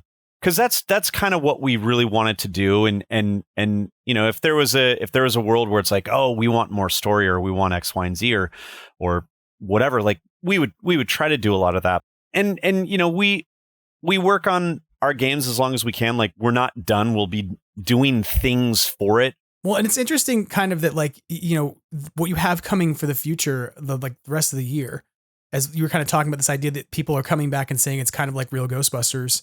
I mean, you had a contest where people could choose the form of their destructor, right? Mm-hmm. And it was essentially between the librarian, Gozer, and the boogeyman. Yeah. And I would have thought that Gozer was the lock. Dude, but it turned out boogeyman won, I'm right? so disappointed. No, I'm not. It just, I mean, it came down to the line, but I really thought we were going to be making a Gozer. Like, I really thought we were going to be making a Gozer, but now we're making the, you know, a big-headed Cure fan that you know, he's the most goth Ghostbusters character ever. That's hilarious. You know, I'm never gonna look at Robert Smith the same ever again. Yeah, no, he was.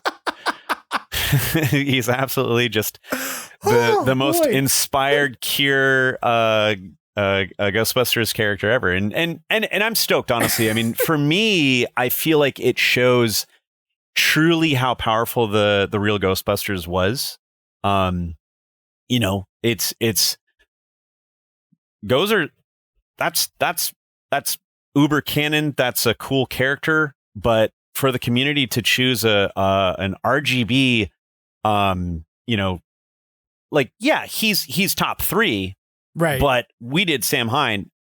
He's number 1. He's like the you know, the coolest of the cool. And so for them to do that, it's like, oh fuck, okay, Ghost RGB is like that community is still there. And I mean, man, it's honestly, it was cool to be surprised like that, because it was like, okay, the librarian, like, we gotta, you know, whatever, and you know, we're basing a lot of like off of skeletons and off of the technology that we have in able to do it. So it was one of those scenarios where, like, oh shit, okay, like we're gonna do this guy. This is gonna be really interesting. So it's gonna be pretty exciting for him. And then of course we have another DLC before that, and we gave everyone all the hints. And if I believe your roadmap says the expression that there will be some double trouble at the SCY County Courthouse. Yeah. I don't know what that is. It's a tough one. It's a really tough one. Hey, Jared, on an unrelated note, did you know that I recently met Hank Mayo, who was the concept artist who drew the Scoleri brothers? That's cool. The Scoleri brothers. Huh. Interesting. Kind of neat, right? Anyway, what were we talking about? I also bought some bootleg Scoleri Brothers action figures in auction, and made sure that I won that by putting as much as I possibly could to make sure that I got that. So yeah, that's weird. That's really crazy. Really weird, right? Interesting. So strange. Look, I will say I'll take any additional opportunities to play inside the SCY County Courthouse, if for no other reason than the fact that I have really taken an affinity towards playing the theme to Law and Order over my TeamSpeak while I play. And then when I get people in the trap, I just push a button that goes gong gong. Oh, wow. Wow. Okay. That's so if you put us in the courthouse more often. Now, are you streaming this when you're doing these high production Ghostbusters experiences? My goodness. No, I'm just rogue. This is I'm found on other people's streams doing these things. If you look carefully, but that's that awesome. might give away too much about who I am in the world of Spirits Unleashed. Who knows? Right. But yeah, that's gong gong. That's funny. That is funny. That's awesome. I might just edit one in right there just for fun. I'm excited about what you have coming up in these last couple of DLCs, because you've got, you know, this expansion of more ghosts in the courthouse, which is very cool, and I'm really excited to see that. And the courthouse level is one that I think is really fun. That's like, it's very big and expansive, and it's kind of hard if you don't have a whole team working in there. Sure. So I'm curious to see whether or not double trouble means I'm going to see 2 ghosts at the same time, or whether or not that means we're going to get 2 other skins. But I don't know if you can talk about that. I have no idea.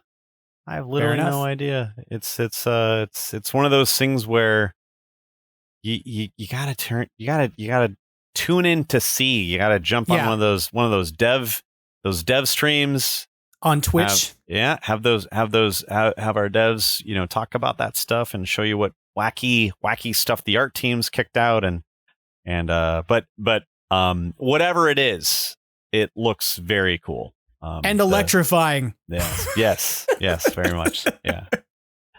And then with respect to sort of the last DLC with the new ghost, because now we know it'll be Boogeyman, right? Rather than sort of being a mystery about what it'll be.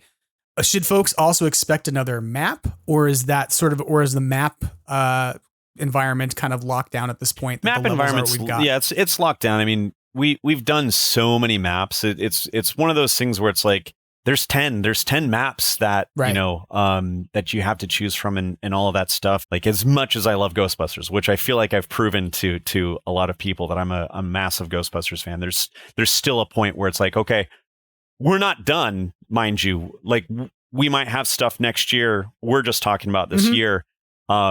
We will continue to make sure that like patches and bug fixes and stuff like that continues to go through. We're not going to just be like, done. It's kind of like more quality control then, right? And it's kind of going towards more of maintenance and making sure that things are up and running, like your servers aren't crashing, et cetera. Yeah.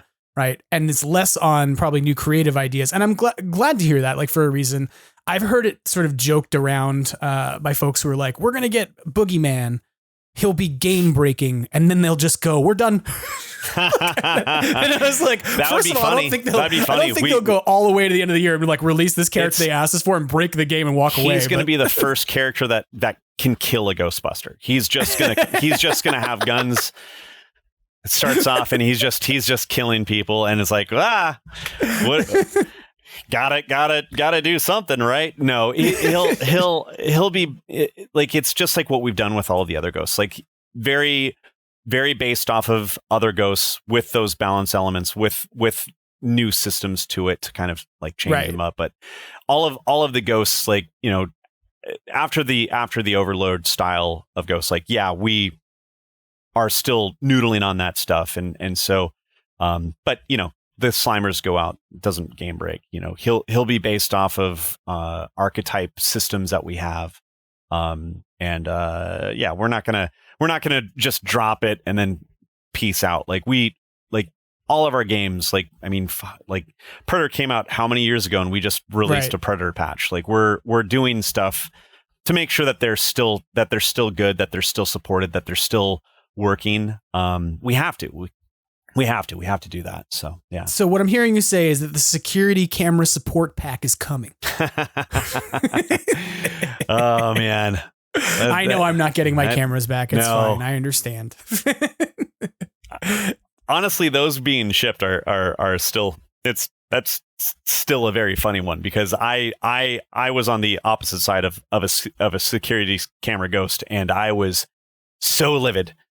So absolutely livid that I'm almost positive I said, you need to pull these, and they still got shipped. So, Well, the thing is that, like, I think the reason in the end why they became so frustrating to people is not so much that ghosts hiding in the camera was bad, as much as that people would put rifts in the cameras, and occasionally they would get shifted out of the map when they kind of broke open.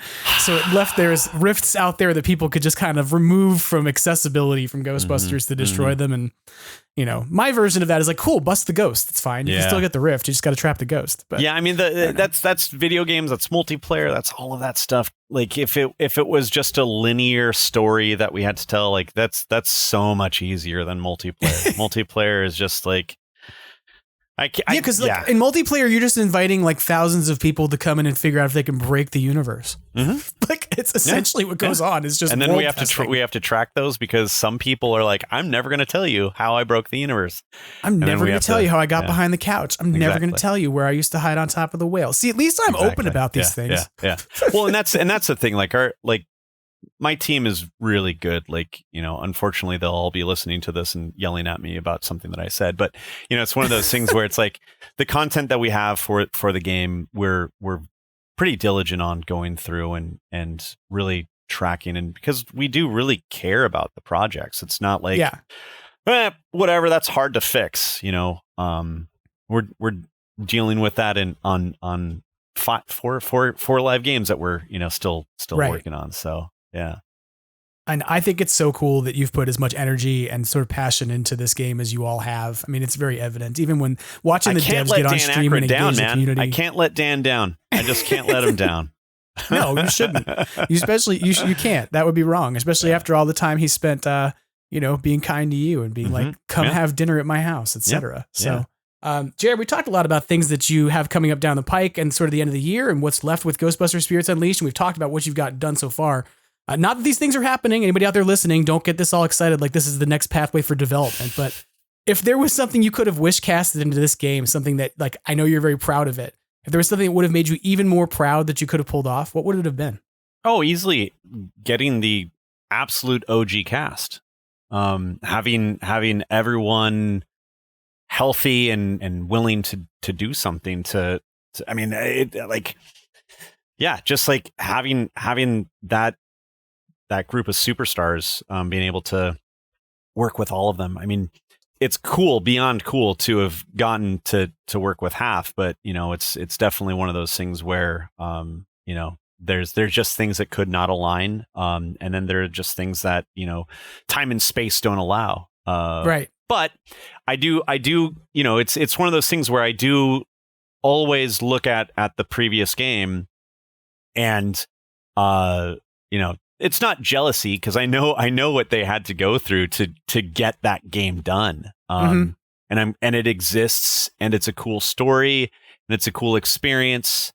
And the HD has come out, and I know that people are constantly modding it to make it even better. And so I'm not jealous. I'm not kicking myself like, oh man, I couldn't get Bill Murray to be in it. But that, like, having the access to the original cast would have been huge. Right. Absolutely huge. And, I think anything that I look back onto and I go like, there isn't, I mean, it's kind of sheer will. Not just me. It's the leads, the directors, the Chuck, the people that hold the purse, literally just letting us do everything that we possibly could, including Ghost Corps. Like there were, like, I was biting my nails with whether or not we'd be able to do Sam Hine. And so I think that was like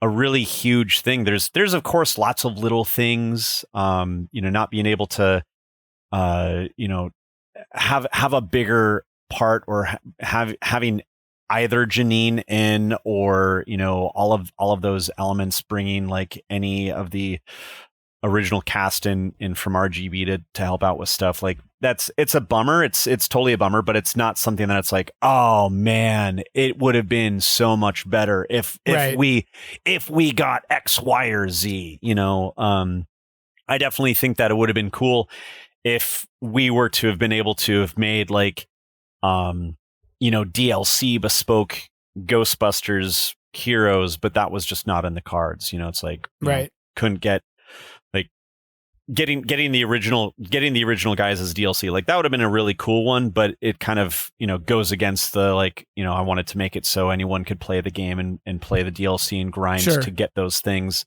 But yeah, I for all of the factors, budgets, time, number of people on the project, era of gaming, I think that we really did what we really wanted to do. And then also, like, I got to be really deeply a part of the Ghostbusters,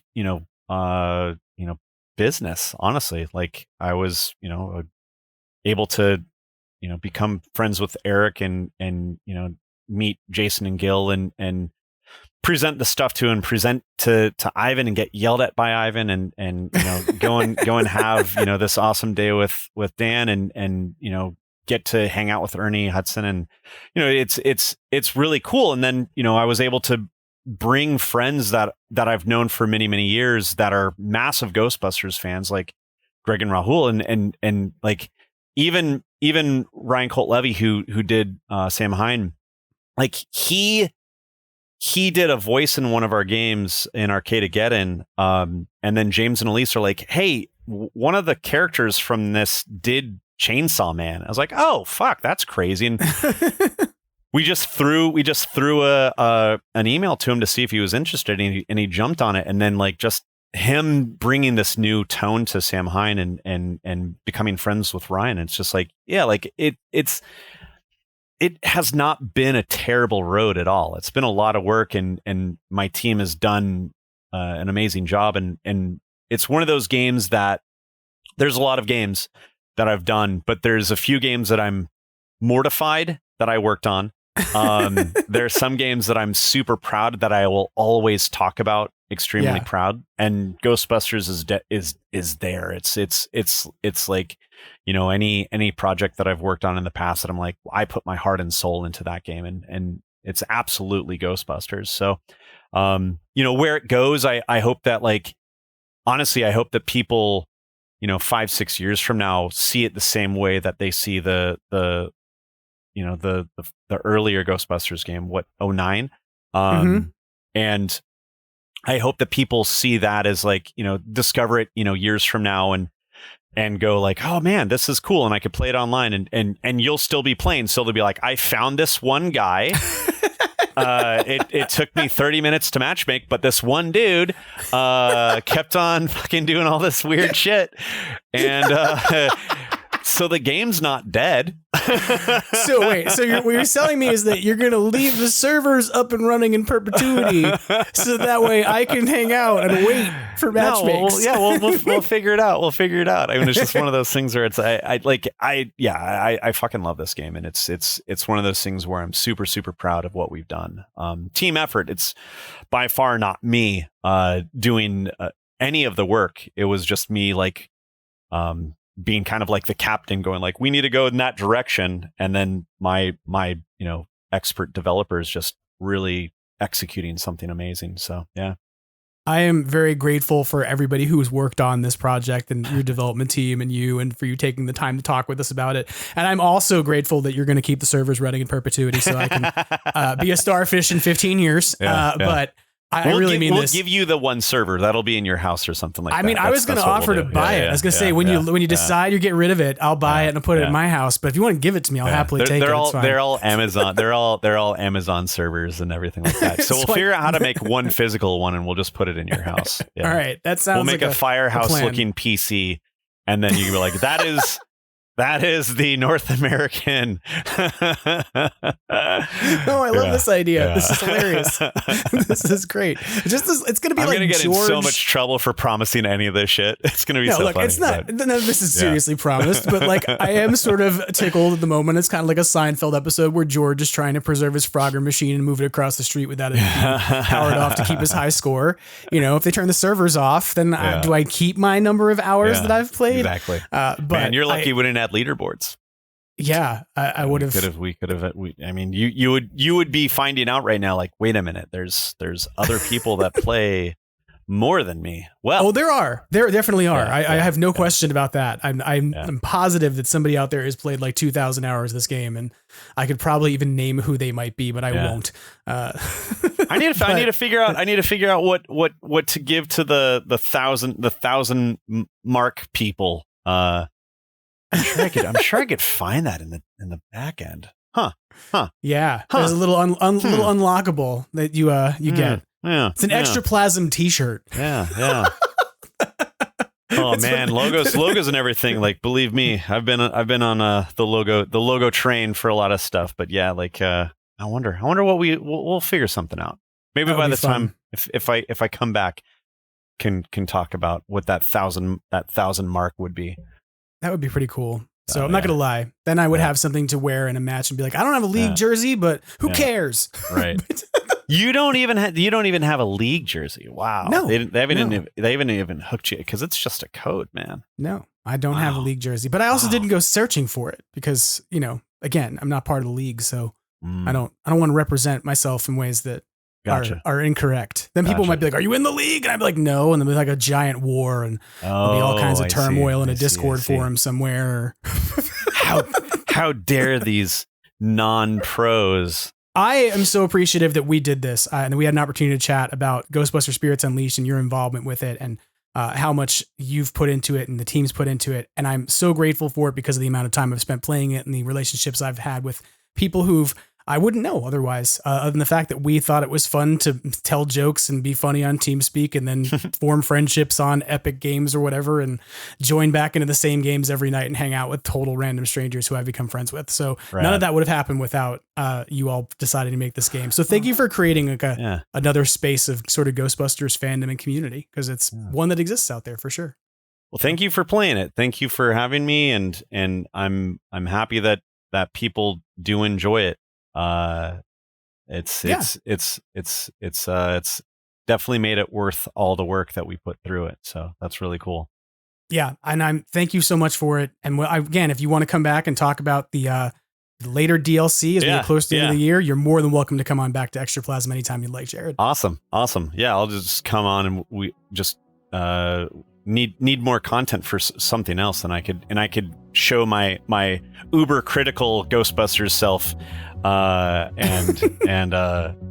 because I mean, it's just one of those things where, like, as a fan, you always like I'm positive people wanted a certain game, they got a different game. I hear it, but I don't think that this franchise is going anywhere. So hopefully in X years we'll get something new that I'll be able to enjoy just as a fan and put thousands of hours into it, because it's something different.